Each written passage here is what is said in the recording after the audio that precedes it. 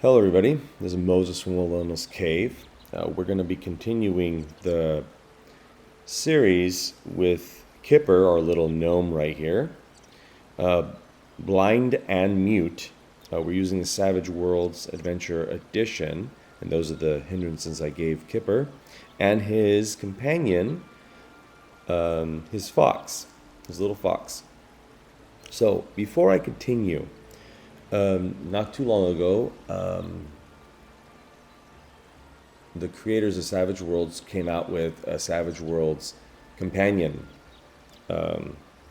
pack, or a companion, I forgot what they exactly call it, but for fantasy, and a fantasy companion.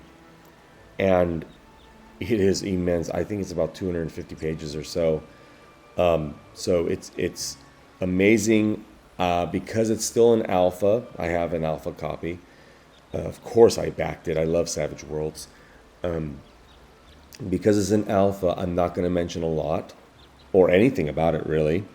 I'm just going to mention that things are going to change for Kipper and his little fox due to that companion, the fantasy companion pack, or whatever they call it. I forgot.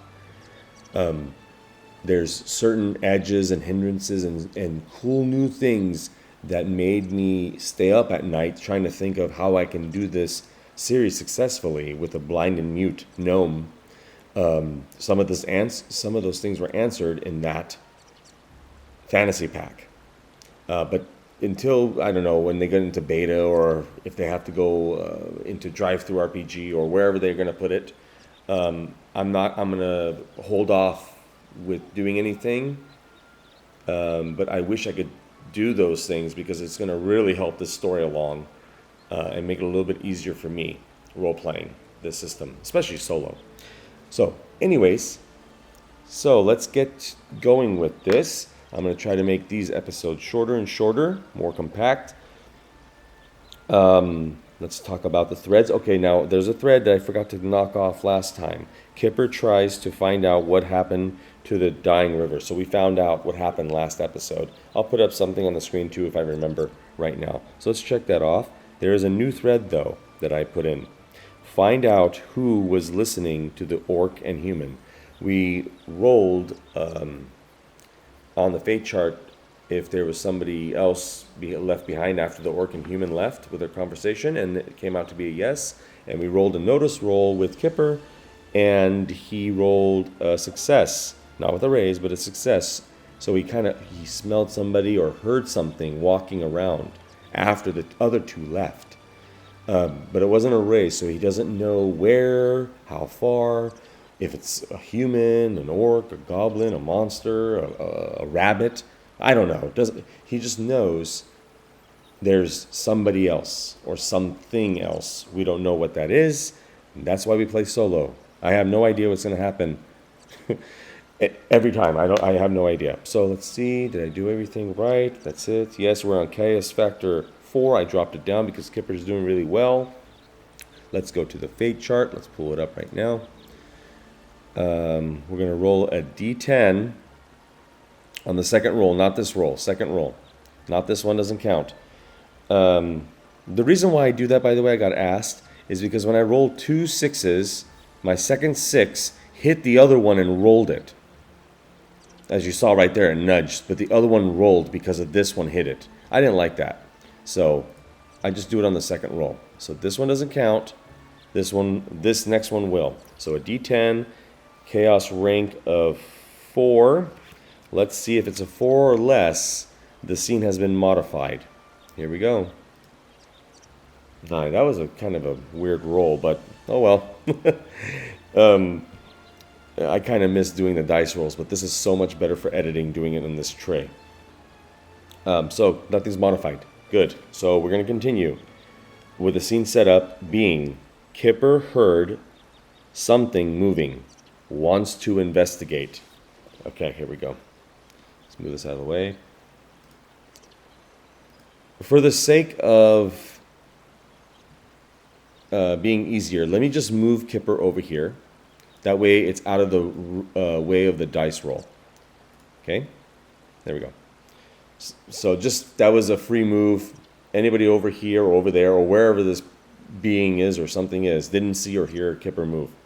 I just wanted to move them so we can have the dice tray and see Kipper.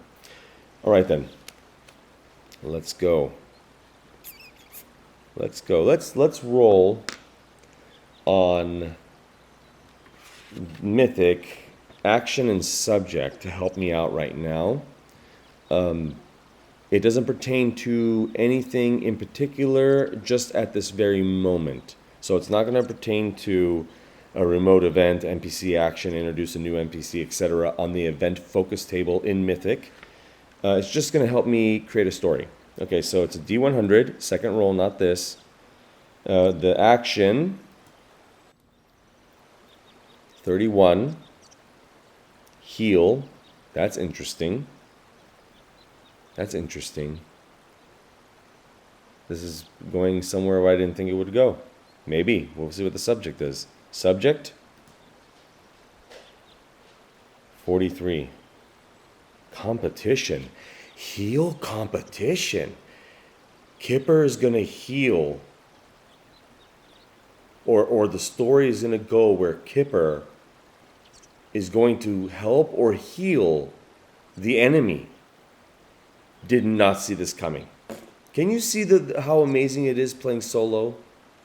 When people say, you need a GM, you need a DM. You don't need... No one could have thought of this right now. Instead of this enemy or a goblin or whatever could have been sinister, which I said in the last episode, we're going to find out that the story is going to move along to where Kipper has to help this, whoever this thing is, whatever this thing is. Wow. That's amazing. Okay, all right then, fine. Well, I don't want to roll for what it is because Kipper doesn't know, and I don't want to know right now. So let's roll again. Let's move, let's sneak. Let's roll and sneak. Let me get Kipper's paperwork here. And I have an alarm on for 15 minutes. When that goes off, depending on where I am in the story, I may just say, okay, that's enough, because having two kids, especially one at 2.5 years old, it's tough with this hobby, as all of you may know if you have children. Okay, then let's do a stealth roll, because I want to get closer to the river. I want to get over here, because obviously if he rolled to notice something is here, he would have probably heard it here. He would have known if it was here. But he didn't get the raise, so I'm assuming it's across the river, kind of where our orc and human were in this location. Okay, so stealth is a d6 plus 2. Need a 4 or better to move a little closer. And if I get a raise, we'll see what happens. So d6. Oh, and by the way, I mentioned in the last episode that I'm going to be raising some stuff up because he's been doing well. I'm going to, level him up a little bit, give him a few... maybe an edge or a dice size for one of his skills. I'm not going to do that because the Fantasy Companion Pack or whatever it's called from Pinnacle, from Savage Worlds, the company, I want to hold off with that. So I'm not going to raise anything with Kipper right now. Or the Fox. The Fox has skill sheets as well. Okay, so D6 plus 2. This doesn't count. Next roll. A 2 plus 2. It's a 4, so it's a success. 2 plus 2 is a 4. 6. Oh, sorry, I forget. Let's put that back. I'm forgetting I'm playing Savage Worlds. He gets a wild die. So here we go. I completely forgot. Let's try that again. 4 and 4. So that, okay now. So that is a success with a raise plus 2, which is a 10, but that's not another raise. So there we go. So Kipper successfully moves closer to the river, probably hides a little bit more in the bushes. Fox follows behind. Not too close. I think the fox knows what's happening, and maybe the fox is a little afraid. You know what? No questions to myself. Is the fox afraid? Chaos rank, where are we at? 4? Is that what I said before? Let me see. One moment. Chaos rank 4. I'm going to say, because now we're getting closer, I'm going to say somewhat likely. So somewhat likely a chaos rank 4 is a 50 and below. So if I roll a 50 and below on this next roll, 15. No, 95. Oh my God. Well, that was a big turn of events right there. So that's an extreme no. 91 is an up to 91 is a no. Above 91 is an extreme no. So this fox is not afraid at all. So if the fox isn't afraid at all, I have to be honest with all of you. I was thinking like goblin or, something like that. Maybe a warlock. I don't know. Something evil. Probably a goblin. And I would think the animals of the forest would be afraid of goblins. Let's just assume that. So if it's an extreme no,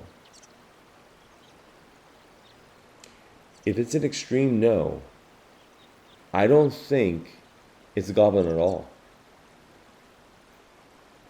I think the fox knows who it is. Smells and sees probably the person, but probably smells them. So let's roll on the fate chart again. Here we go. The fox does have skills. But this is a fate chart to say, does the fox know who this person is? So chaos rank 4. Because of the extreme no, I'm going to go back to the somewhat likely again. Because of the extreme no. Not this roll, the next one. Here we go. 67. No. Somewhat likely, rank 4. No. The fox doesn't know who this person is. So why wouldn't it be afraid if it doesn't know who it is? Regardless. Okay then. So let's see with Kipper right now. Let's see if Kipper can now notice. Maybe he's a little closer now. Well, he is a little. Maybe he is. Actually, I don't know. He's closer than he was. You don't know if the person's over here or whatever that is in this location. But let's say Kipper is closer. Okay? And we're going to roll on notice. It's a D8 with Kipper. Really good on notice. Did that on purpose because that's all I really got, to be honest. So a D8.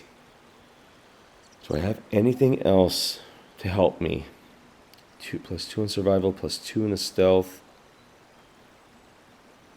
Oh, +2 on stealth. Oh, I did do that. Never mind. Isn't it funny when you find out modifiers and you realize you already did use them? You're trying to compound upon them. Okay, D8 notice. Here we go. Oh, D8 plus a 6. Okay, here we go. The wild die. Okay, ready?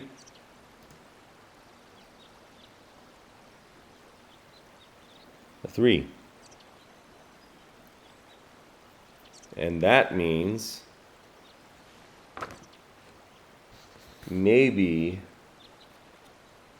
the person or thing knows about Kipper and is hiding and trying not to make sound. But he did a raise on a stealth. So no, that can't be it. The person may have left. And that's why the fox wasn't scared. An extreme no. Or was it an extreme no? I can't remember. Yeah, an extreme no, I think. If it was a no, it's a no. But I think it was extreme no on the fox. This makes sense for the story. That's why the fox wasn't afraid. Because there's no one else. There's no one left. That person left. Or whoever it was.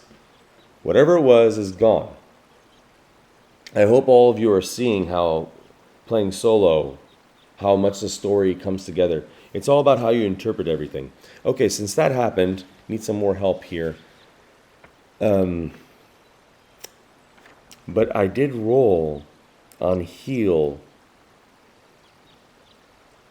competition. If I don't do that now, I need to write that in the notes, that whenever it happens, the story is going to be healing. And if you hear the alarm, that's the alarm. Alexa, stop timer. Okay. So, not much happened in a way, I guess. But I hope you enjoyed it. A little piece of a sliver of life of Kipper. And I hope you're learning. A lot of you are commenting. A lot of you are direct messaging me on other social media platforms that I have been helping you a lot. And I love to hear all that kind of stuff because it is really fun playing solo. I've been playing solo since I've been 7 years old with a Homebrew Smurfs game I made when I was 7 when I found out the Smurfs cartoon was canceled. I was distraught, so I made the Smurfs homebrew game by flipping coins and making up stories. Made my own cartoons. Maybe I'll do that one day. Something like that. Okay, like I said. Well, I don't know if I could put in the thread. Let's look at the threads for a minute. So we find out who was listening to the orc and human. That person or thing left. That's why the fox wasn't scared at all. Heal competition. So whenever we meet, we'll help them in some way or fashion. Chaos rank is 4. Man, Kipper is really hitting it out of the park. It's very rare I go this low ever. But I'm going to go chaos rank 3. It's very chaos factor of 3. It's very rare I go that low.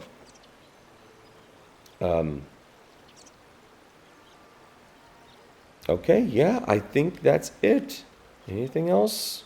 Like I said, the Fantasy Companion's out for Savage Worlds, and I really don't want to do too much else because there's so much cool things that will directly affect in a positive way of this duo team here of Kipper and his fox.